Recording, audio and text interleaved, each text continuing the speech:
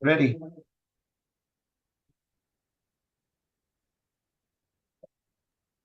Estamos en vivo. ¿Podemos estar a la puerta, por favor?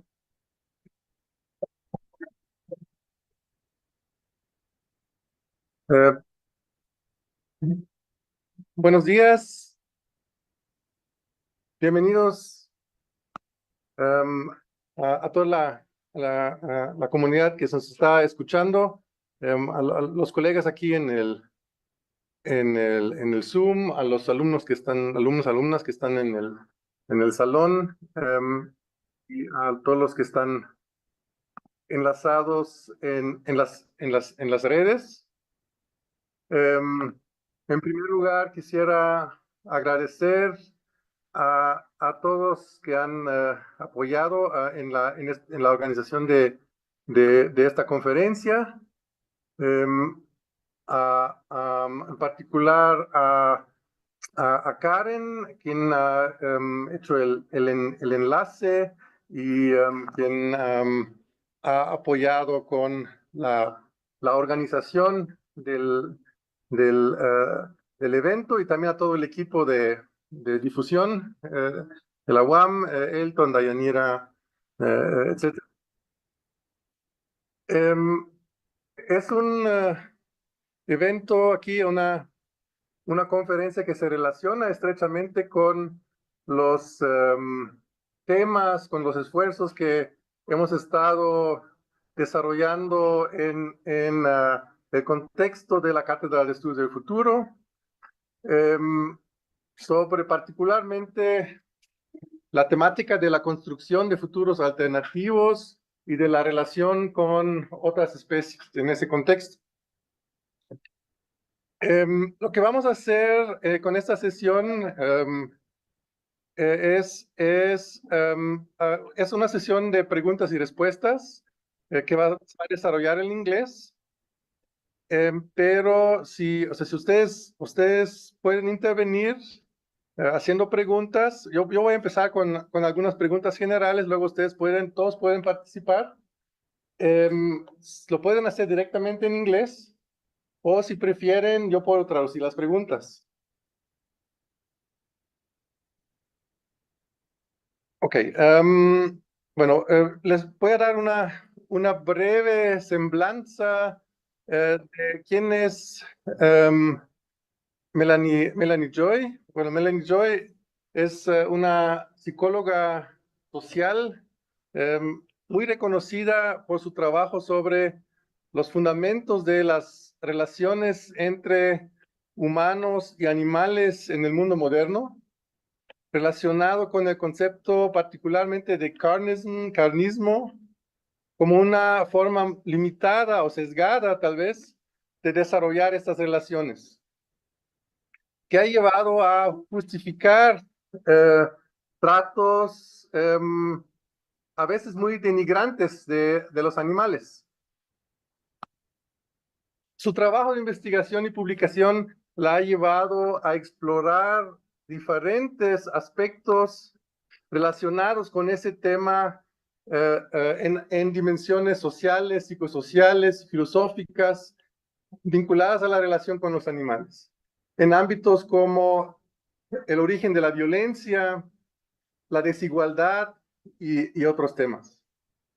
Además, Melanie Joy no solamente es una investigadora muy prestigiada, sino también es una activista social de los derechos de los animales, como presidenta del grupo Beyond Carnism y otras iniciativas que ha estado desarrollando. Bueno, es un gran placer estar con Melanie. Welcome again, Melanie. Thank you for sharing this space. So I would like to start with a question about your personal background, a bit related to meat consumption and veganism, and your scientific perspective. Like what were the experiences in your life, and what is the background that brought you to develop Carnism, ideas about Carnism and other aspects? Yeah, well, first of all, muchas gracias for the invitation and for the lovely introduction and for opening this conversation up. I'm really happy to be here. And in answer to your question, my story, my background, and how I came to do the work I do started a very long time ago when I was a young child. I grew up, like many children in the world, with a dog who I loved like a family member.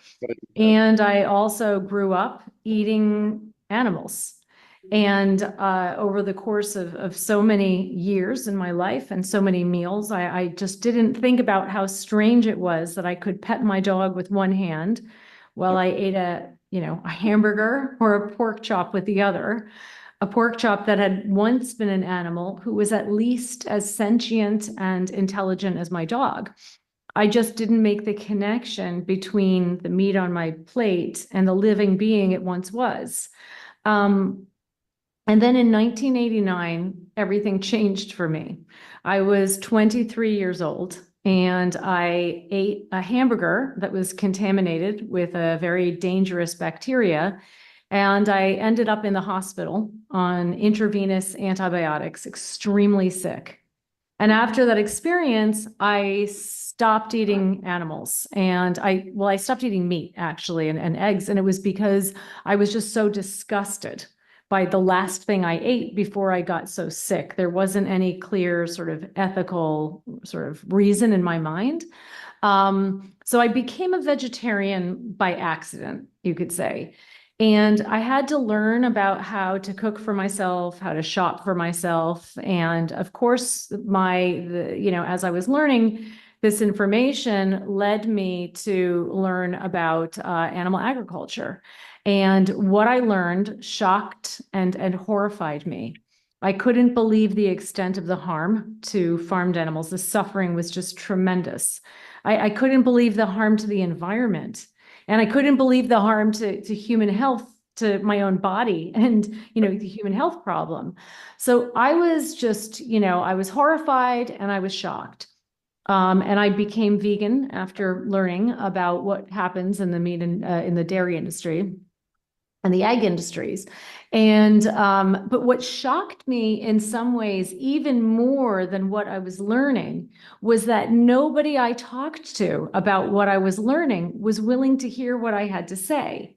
They would always say something like, "Don't tell me that, you'll ruin my meal." Or they would call me a radical vegan hippie propagandist. And so I became very curious as to how rational, caring people, these are my friends and my family, and just like I had been, could just stop thinking and feeling when it came to this issue of eating animals. And this is what led me to study psychology and to, do my doctorate in psychology. And I studied the psychology of violence and nonviolence broadly. But then I focused my doctoral dissertation specifically on the psychology of eating animals. I wanted to understand how it was possible for rational, compassionate people to participate in irrational, uncompassionate behaviors without realizing what they were doing, what was going on psychologically. And this research was what led me to identify the system that I came to call Carnism. And we can talk more about, I think, what Carnism is. Yeah, precisely. How would you define Carnism? What are these aspects that you call the meat paradox? What are the roots of this? Sure. And why do we have these myths that you said, these 3 N myths? Yeah. Why do we think eating meat is natural, normal, and necessary? Yeah, so the meat paradox is a phrase that was coined by some other researchers, actually. What I talk about is a meat paradox, but that phrase was not coined by me. So carnism is the invisible belief system that conditions us to eat certain animals. It's basically the opposite of veganism. We often assume that only vegans and vegetarians follow a belief system, but the only reason that we might eat pigs but not dogs, for example, is because we do follow a belief system when it comes to eating animals. When eating animals is not a necessity, which is true for people who can make, who have the financial means to make their food choices freely, then it is a choice, and choices always stem from beliefs. But Carnism is not just any kind of belief system, or you could say ideology. It's a special kind of belief system. For one, it's what's called a dominant system. That means it is so widespread that its teachings, its beliefs are woven through the very structure of society. It shapes norms, laws, beliefs, behaviors, etc. So when we study nutrition, for example, we actually study carnistic nutrition. Carnism is institutionalized. It's embraced and maintained by all of the major social institutions. And carnism is not only a dominant system, it's also a violent system. It's an oppressive system, essentially. It's literally organized around violence. Meat cannot be procured without killing, and egg and dairy production cause extensive harm to animals. But most people would never willingly support intensive, extensive, and completely unnecessary violence toward other animals.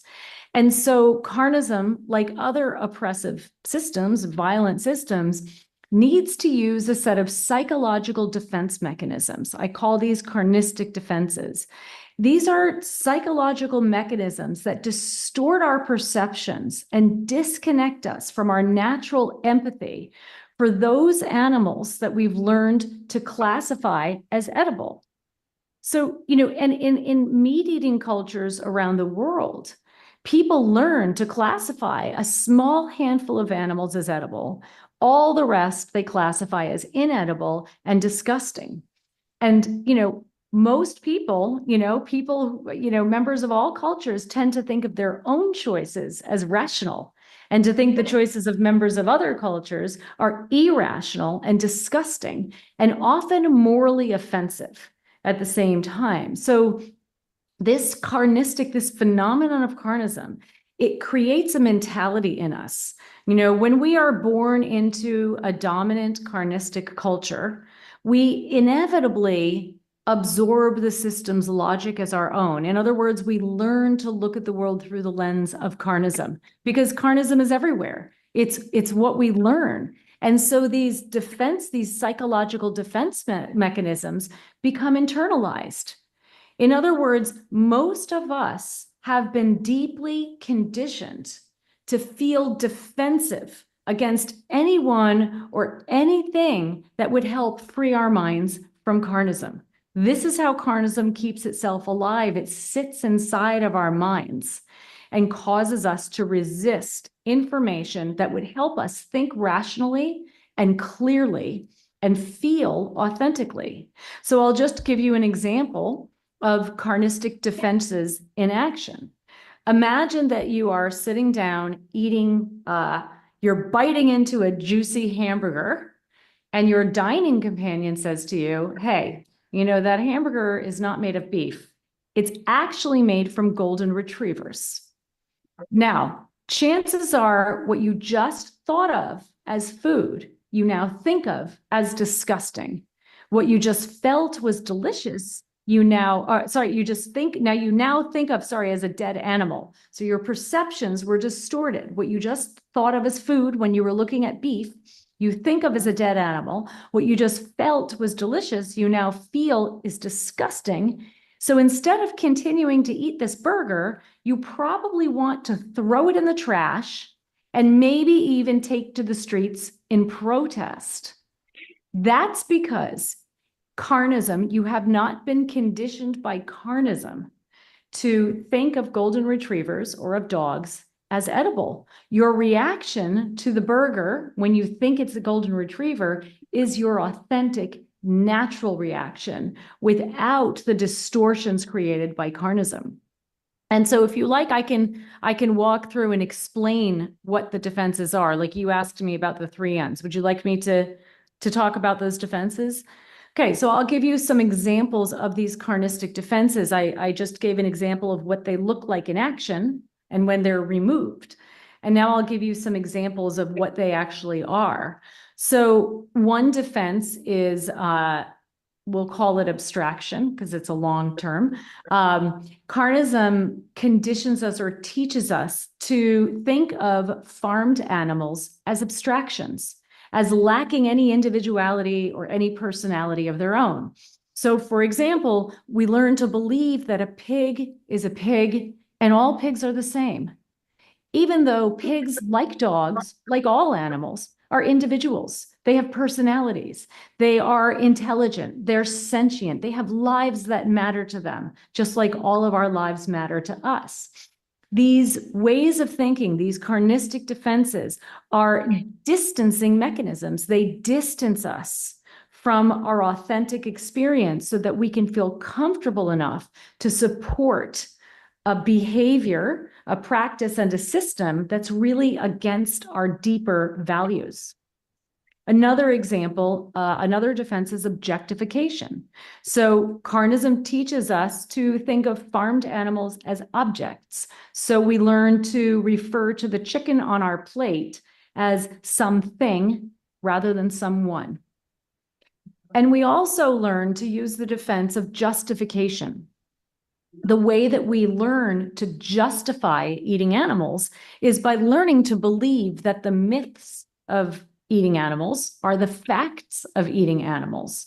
And there's a whole mythology around eating animals, but all of these myths fall under what I call the 3 N's of justification. Eating animals is normal, natural, and necessary. And we learn this over and over and over again throughout our lives, from the media, from doctors, from nutritionists, from business, from government, from religion. Eating animals is normal, natural, and necessary. These are not facts. They are myths that are presented as facts. And not surprisingly, these same myths have been used to justify violent practices throughout human history, from male dominance to heterosexual supremacy.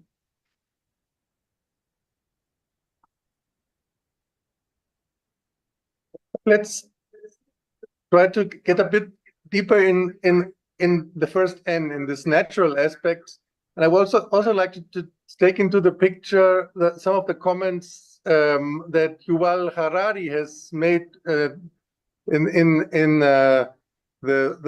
the last edition of your fabulous book, Why We Love Dogs, Eat Pigs, and Wear Cows, in terms of evolutionary psychology, in terms of a deeper, like, rootings that are often misinterpreted. No? Could you talk a bit more about this? Well, I can talk about the end of natural, which is what you're asking about, right? And so when you look at atrocities, mass traumatic events, I'm not sure if what's the Spanish word for atrocity? Does this translate? Atrocidades.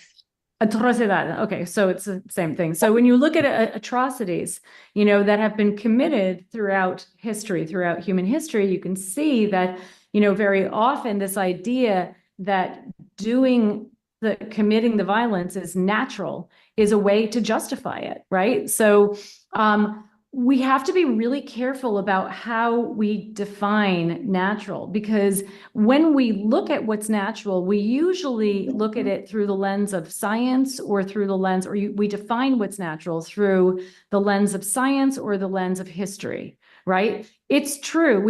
It's true that humans have been eating animals for thousands of years. We've been eating animals for a long time, right? It's also true that our very earliest ancestors did not eat animals. They ate fruit. But when we look at history through the lens of carnism, we only look as far back as we need to in order to justify our current carnistic practices. And people have been raping and murdering other people for as long as they've been eating animals. And yet we don't use the longevity of these behaviors as a justification for them today.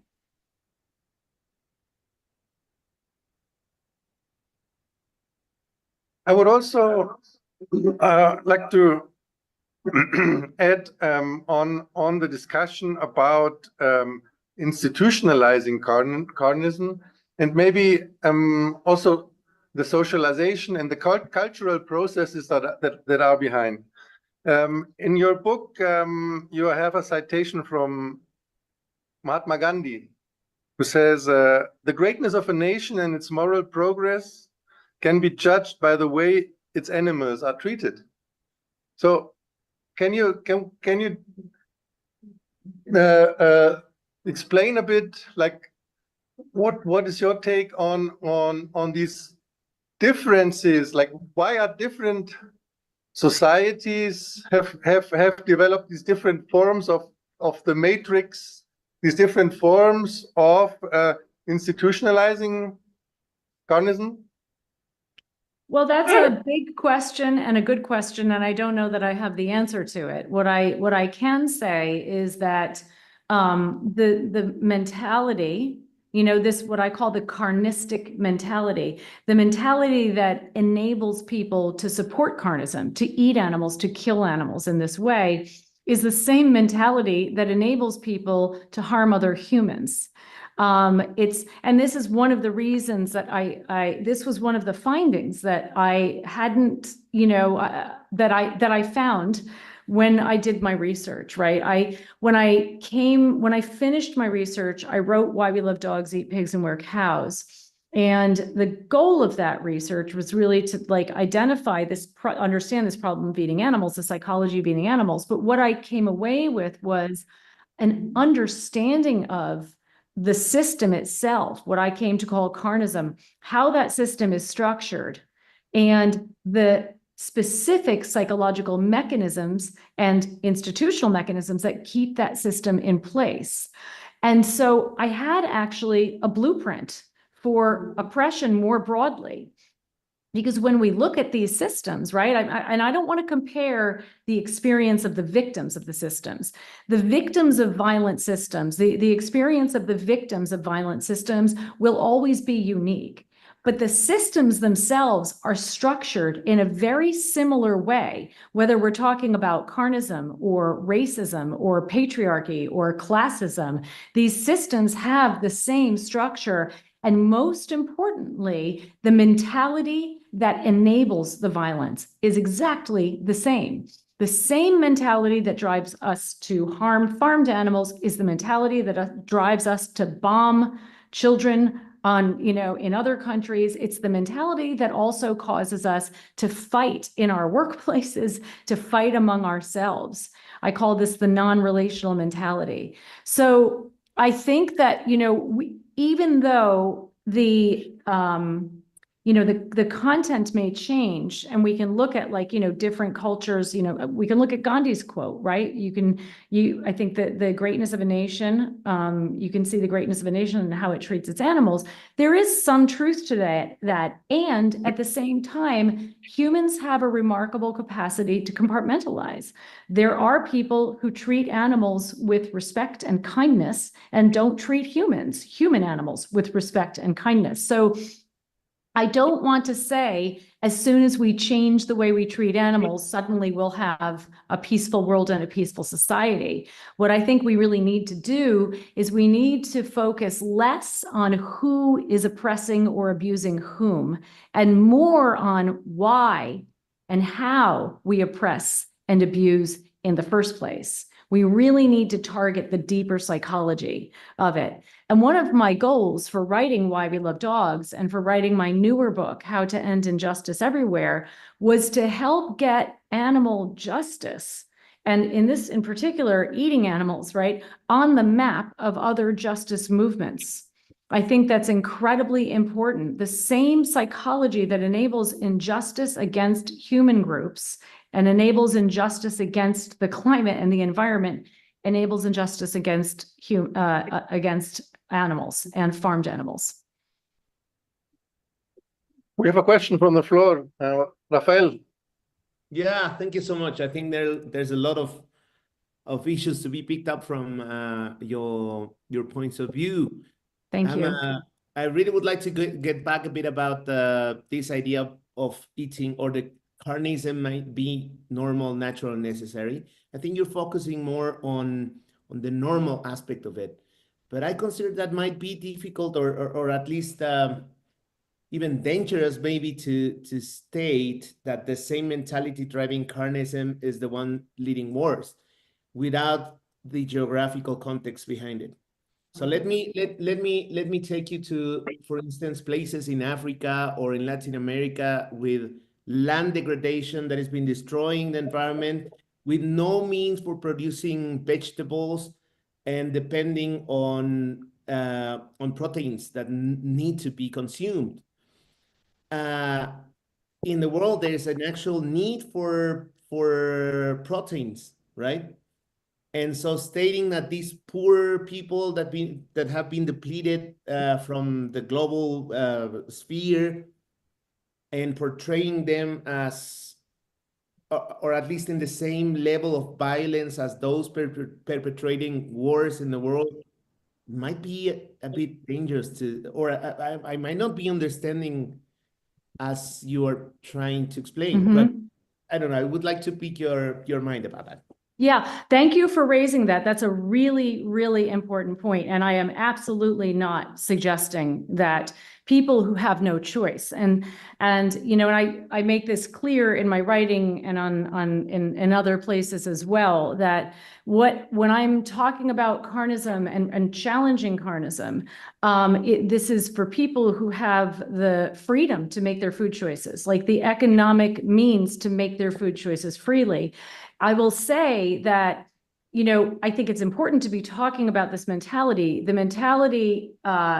and I'm not even saying, I'm not meaning to even pathologize the mentality, right? It's a mentality that causes us to disconnect from our empathy and from, you know, because that's necessary. And sometimes people have to do that. You have to do what you have to do in order to survive. But there's a big difference between somebody who's eating animals because they can't live if they don't eat animals. It becomes a matter of survival. It's what's the word I'm looking for? It's almost like the difference between, you know, hurting somebody, because animals are being hurt, there's no question, but hurting somebody in self-defense, because if you don't, you're going to die, and walking down the street and stabbing somebody because it feels good, because you like the way their shoulder tastes, right? So I'm absolutely not intending to communicate that, you know, or to pathologize people who are harmed, by the way, by the very system that we're talking about. One of the reasons that we have mass starvation and the problems that we have with such an, you know, unjust allocation of resources is because, you know, giant agribusinesses are, you know, using lands that could be raising food to feed the people living on them, and could be having locally grown, healthy, plant-based foods to eat, and instead are being forced to, you know, use that land to raise animals. And, you know, often the animal's flesh is sent back to northern, you know, wealthier people in wealthier countries. So these are all interconnected problems. And I'm glad that you raised that issue. And one of the reasons that I want people to really be having this conversation is so that we can say, how can we, you know, those of us who care about non-human animals and also human animals, be having important conversations to figure out the best path forward for everybody. And there are no simple solutions, but the problem of carnism, and that's driving carnism, is mass consumption of people who have the economic ability to make different food choices. I have another one. But I'm gonna pass the word around. So hopefully I will have the time to ask you something else. Jafet, por favor. Hey, this is Jafet Quintero from Mexico City. I'm a researcher at the Social Research Institute in UNAM. I'm part of the co-founders of the Critical Animal Studies seminar in UNAM. So one of my main lines of research is veganism and animal exploitation. And well, first of all, thank you very much for this chat about carnism. My background, I'm a geographer, so I know a little bit about scales and space as well. And well, first, I have something to say about what you were saying. I have been researching about veganism for the last maybe 10 or 12 years, and I have found out that there are some rural societies in Mexico, here in Mexico, indigenous societies, that they don't have this position of considering themselves vegan, but they don't consume animals because of some kind of because of their custom, because of the traditions. They say that they are the brothers of the earth, for example. And it has been very interesting because some of these people, their concern is that tourism is actually making them have different diet patterns, that they have to start killing animals because that's what this is how they have told me. Because anthropologists, geographers, historians, social scientists, when they go to their communities, they want to eat animals. And this is like a disruption in the way of life. So I think that we have to consider this as well. And also we have to consider there are some people in, for example, rural Uganda that are vegans. So yeah, I think that we have to make some kind of research in these kind of things, that talking that maybe people from that they belong to the rural world, for example, don't they have to consume animals because they need to. I'm not exactly sure about that. Well, I have a question, not exactly in this sense. But for example, sometimes in the anti-speciesist movement, it is often referred that we have to be against the system, we have to be anti-capitalist. So do you consider that capitalism can be an ally of a non-carnivore society? Or we have also to be referring always that we have to be anti-capitalist in order to eradicate carnism? And also, do you think that education can play a role in challenging carnistic norms and promoting empathy towards other animals? That would be my question. Thank you.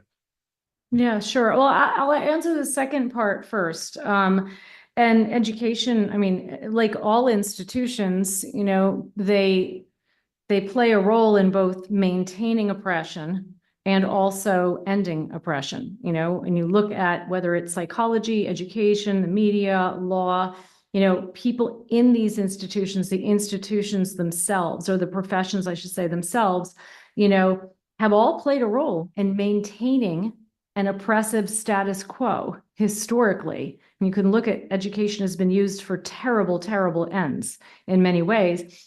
And they've also played a critical role in liberation. Education has played a really important role in helping people recognize, learn about, think critically about circumstances, and, you know, become proactive in changing them. So absolutely, education was my first profession and is a great love of mine for that very reason. Humane education is, you know, a form of education that is specifically focused on raising what they call solutionaries, or, you know, teaching what they call solutionaries, Zoe Wild's word. She's the founder of the Institute for Humane Education, and they're training teachers and, you know, and students all over now to think and training children really to think more critically, and teachers to do humane education, to think more critically and to provide instruction that helps children learn how to make healthy, sustainable, ethical decisions and to become a part of the solution to some of the world's most serious problems. And so absolutely with education. I mean, your question about capitalism, I don't know that I can answer that. I'm not an economist. I mean, obviously capitalism, again, capitalism is not going to just go away overnight. Capitalism is, you know, often we talk about capitalism as though it's one monolithic sort of thing, but it's not. There are lots of different forms of capitalism and ways to engage in capitalism. And as long as we're living within a dominant, pretty radical capitalist system, I think it's probably going to be extremely difficult, if not impossible, to work for any kind of meaningful or large-scale change, global change without doing that work from within the system, as well as doing it from outside the system. You know, I don't think it's either or. But clearly capitalism is a huge problem. And given that capitalism exists, there are many activists who are trying to like kind of nudge and shift that system. When it comes to carnism, you know, the example is having meat companies, basically, who getting them to produce vegan foods. And is that the solution to the problem of capitalism and carnism and exploitation? Obviously not. I mean, that comes with so many of its own problems. Is it an interim solution as we, you know, try to reduce our carbon footprint and reduce the number of animals who are being slaughtered? I don't see another, you know, I don't see a way around that. Excellent. Thank you very much for your answers, Melanie. Of course.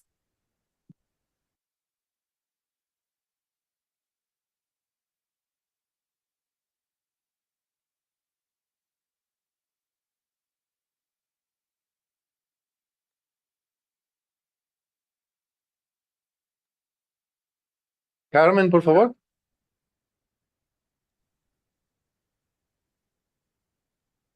You are mute. Estás en silencio, Carmen. Perdón. Hola, I'm Carmen Valle from Mexico. I'm a veterinarian and I also research bioethics. I was listening to you and I just thought that maybe when we talk about animals, it's not always clear what we mean by animals. Because from biology, it's quite clear. We are all animals and insects are animals and all animals. But culturally, I think we don't always mean the same when we talk about animals.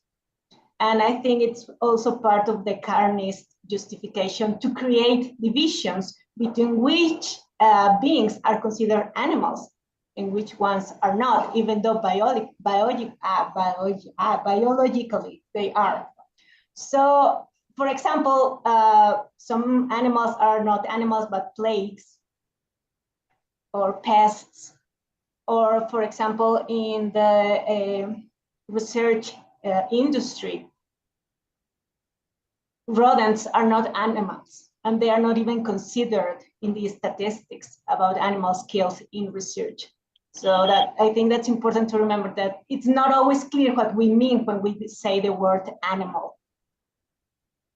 Yeah, absolutely. It's one of the consequences of living in a speciesist society is that language is inaccurate and distorted.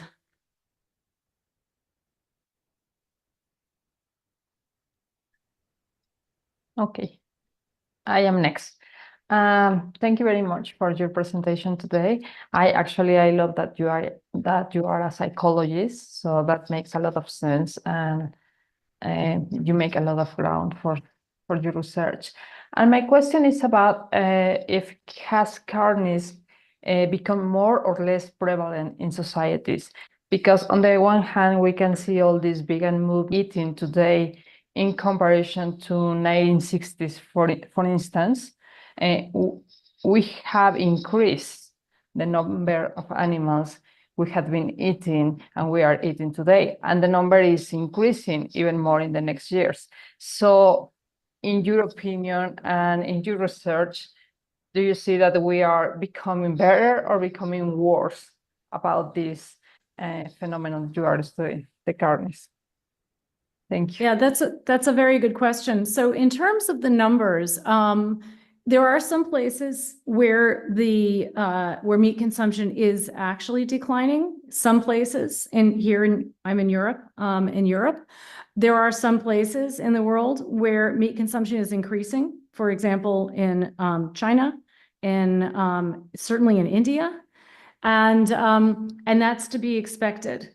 It's to be expected that the numbers, you know, the amount of meat, eggs, and dairy that's consumed would increase from 1960 to today because the industrialization of meat has gotten increasingly intensified, right? And there's a stronger and stronger investment in this multi-trillion-dollar industry and making sure that the profit margins are increasing. So, or profits are increasing. So that's not surprising. I would say a couple of things to this. Number one, I very much believe that if there were no resistance movement, and this is a loose term I'm using, part of this movement is made up by people who may not even think of themselves as part of it, but they are contributing to it. So it's plant-based medical researchers, plant-based nutritional researchers, for example, but also activists. If there were no resistance to carnism, I feel quite certain that these numbers would be much, much higher. So when you think about a multi-trillion-dollar global corporate industry that's deeply invested in maintaining, and not only maintaining, but increasing the amount of meat, eggs, and dairy that are consumed around the world, the fact that this number or this amount has not skyrocketed is, to me, testament to the fact that there is definitely, successful work being done to mitigate that or to reduce that.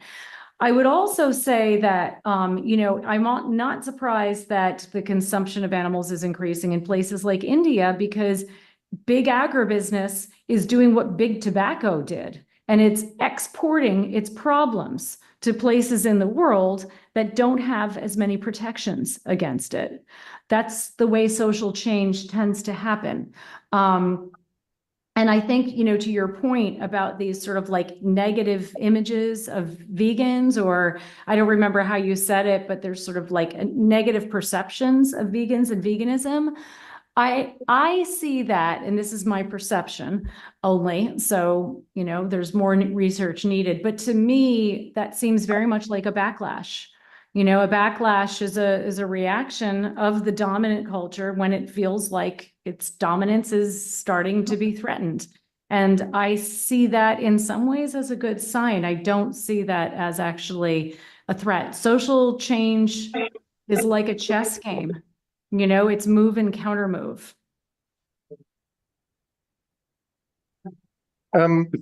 Before taking the next questions, and I was considering that time is running, I would like to make one question and relate the discussion more towards future topics, which means what are our conceptions about tendencies, but also about alternative futures, where we think about solutions, and what would be ways to build solutions, also related to, for example, legal aspects like animal rights, or what are the building blocks for you if we think about long-term solutions in the future, also in the terms that, for example, Rowan van Voorst has been suggesting, imagining a world where we have reached a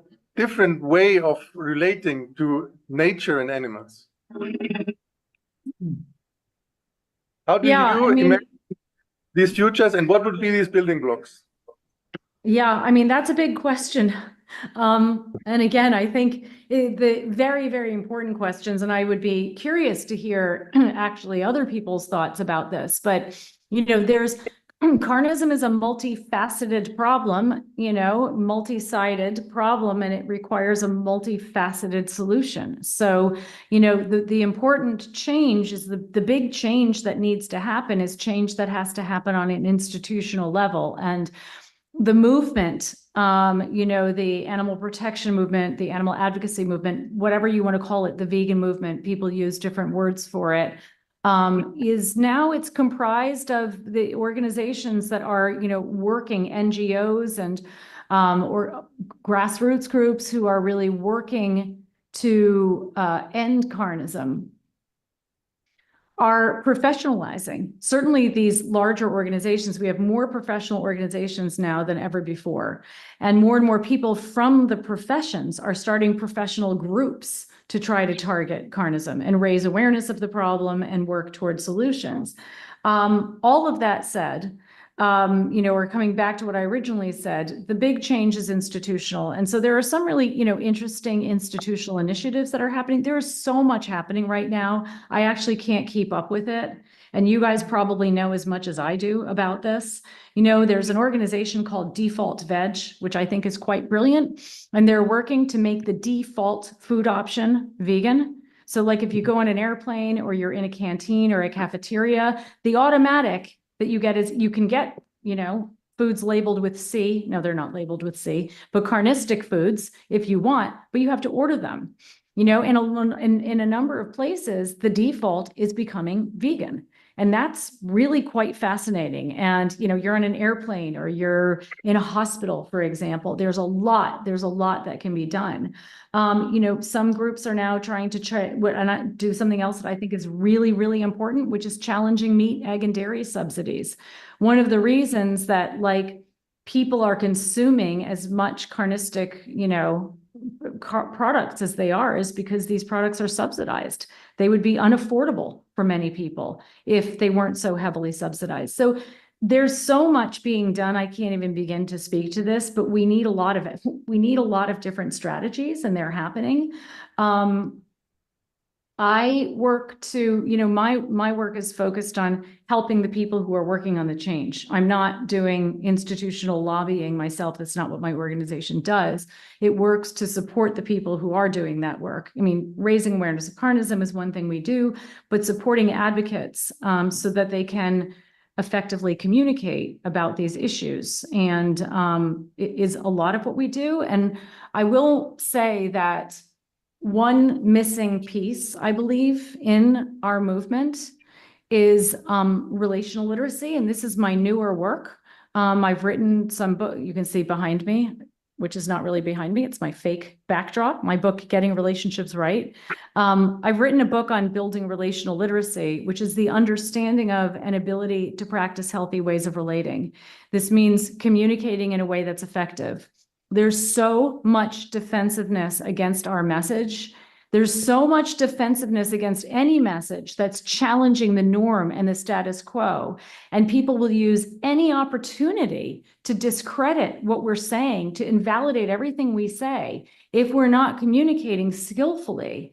And yet, most of us in the world, most people in the world have to learn complicated geometry that we'll probably never need to use. And we don't get a single formal lesson in how to communicate effectively and how to relate skillfully. So one thing that I've been working on is really encouraging people who are working towards social change, whatever you're doing, in whatever sector you're working, whatever profession you're in, to build your own communication and relational skills, because that can be not only transformative in your personal life and free up a lot of energy for you, but will position you to be able to be an ambassador for this issue in a way that really substantially empowers you.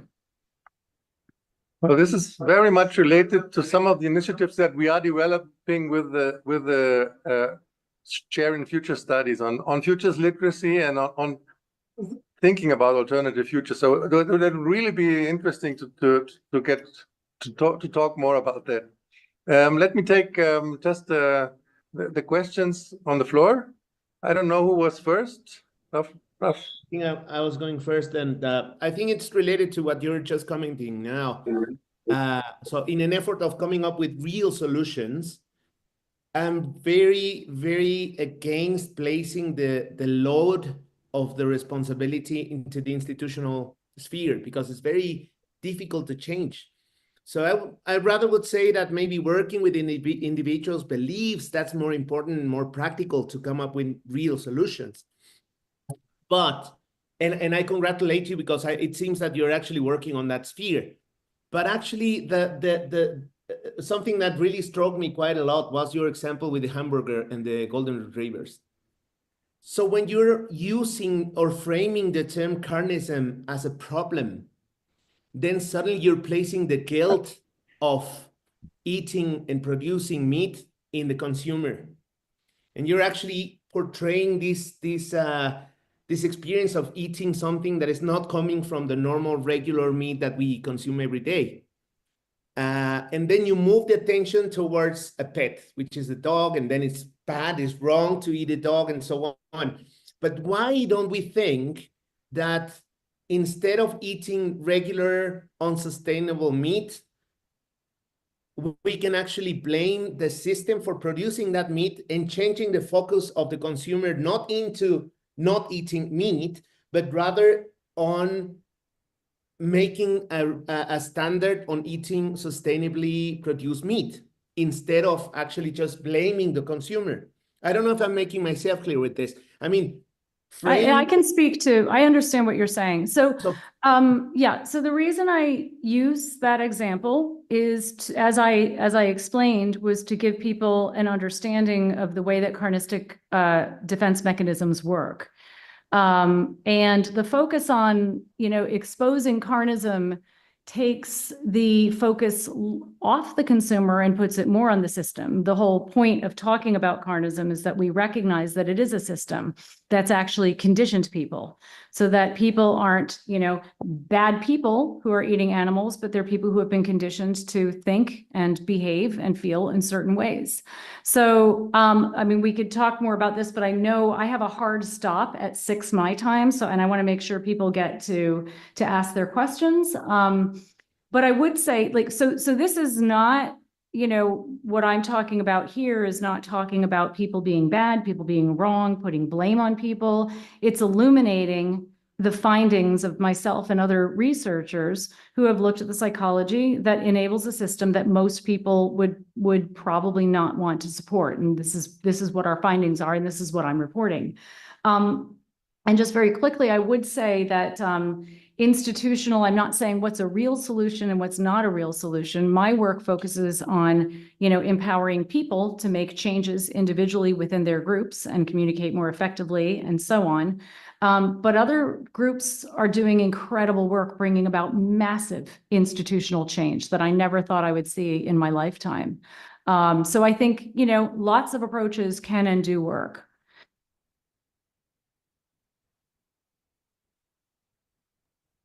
Right. So say, let's I feel quite strongly about not, focusing on who's at fault and who's to blame, but rather looking at what we can observe that's happening and how we can change patterns of thinking and patterns of behaving that create a more equitable world.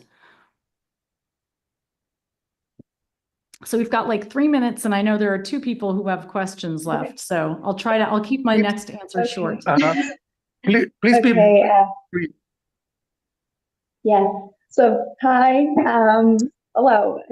I really loved your presentation, and I really appreciate to Karen Ortega and also to the Cátedra Future Studies to bring you to this with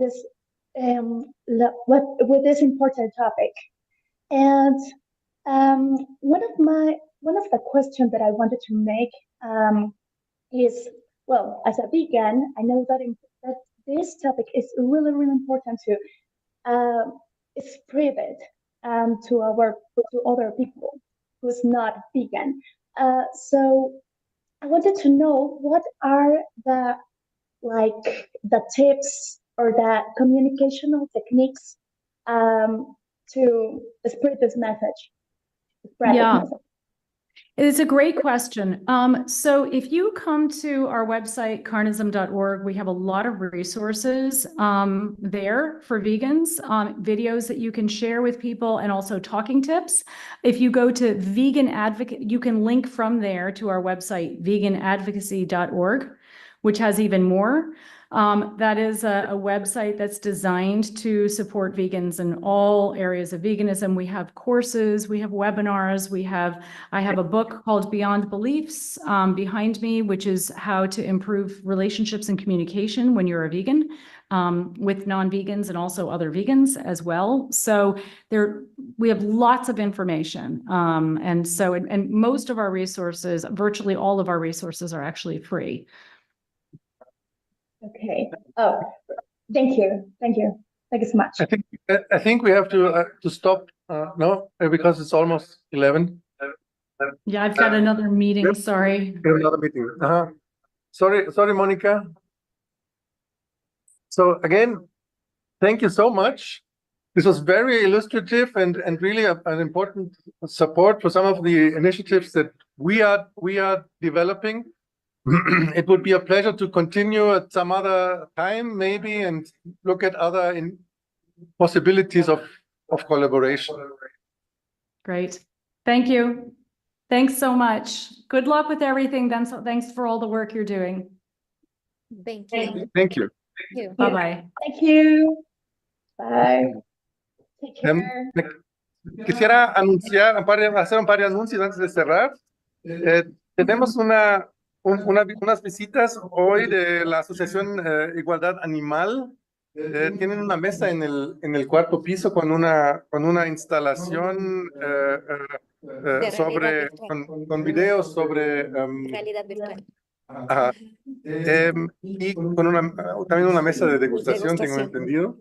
Pues por si les interesa, se pueden dar una vuelta, es en el cuarto piso, aquí en el patio, de recursos humanos. Y bueno, agradezco nuevamente todo el apoyo, Karen, sobre todo, que ha estado aquí como fundamental en este evento, y todos los del equipo de difusión. Realizamos de los próximos eventos que tenemos del seminario en Estudios del Futuro, en las próximas semanas. Estamos planeando hacer Karen, ¿puedes apagar tu micrófono, cuántica, y hay un segundo seminario que está en puerta. Muchas gracias a todos los que participaron en redes, los que están aquí en el Zoom, los colegas de la UNAM, también nos gustaría que nos comunicáramos para poder Karen, Sí, ¿puedes apagar tu micrófono? Es que no se- establecer alguna colaboración. Les escribimos por correo. Bruno, creo que Jafet tiene aquí una convocatoria si quieren mandar una ponencia, pero no, a lo mejor si nos quiere explicar. Sí, bueno, rápidamente. Desde hace más o menos como 4 años tenemos el Seminario Permanente de Estudios Críticos Animales en la UNAM, que coordina geografía, sociales, filosóficas, veterinaria y ciencias, y la Facultad de Filosofía y Letras. Y entonces ya llevamos un Congreso Internacional de Estudios Críticos Animales. El siguiente va a ser en junio. Estamos tratando de ver la manera de que sea completamente presencial entre los institutos en la universidad.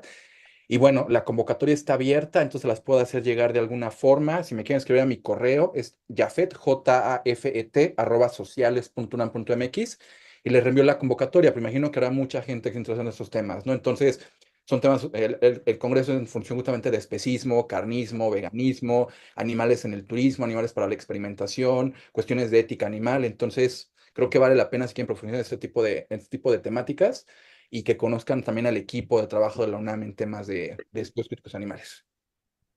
Y nos podemos meter los que hacemos cambio climático, ¿verdad? Que también trabajamos lo de las dietas y eso. Sí, sí, sí, si en el tema, o sea, si está en la línea de investigación, sin problema. Sí, muy bien. Muy bien. Sí, excelente. Sí, agradeceríamos el envío de esta convocatoria, y también los podemos invitar, si les interesa, a venir a algún otro evento de nosotros, a presentar algún trabajo y compartir aquí lo que están haciendo. Perfecto, sí, con gusto. Si quieres, Bruno, ahorita te busco en tu página y te mando algún correo. Sí, bueno, ya vi que escribiste al correo de la cátedra, ¿no? Ahí ya tengo un correo tuyo. Ah, perfecto, gracias. Pues muchas gracias. Tenemos que cerrar, pero seguimos en comunicación para los próximos eventos. Buen día. Bye. Bye.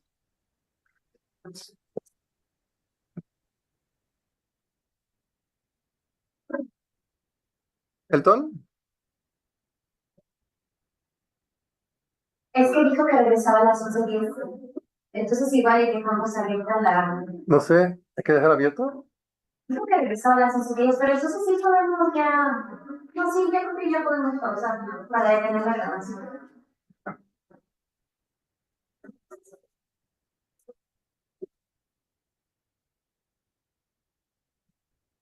Voy a salir, ¿no?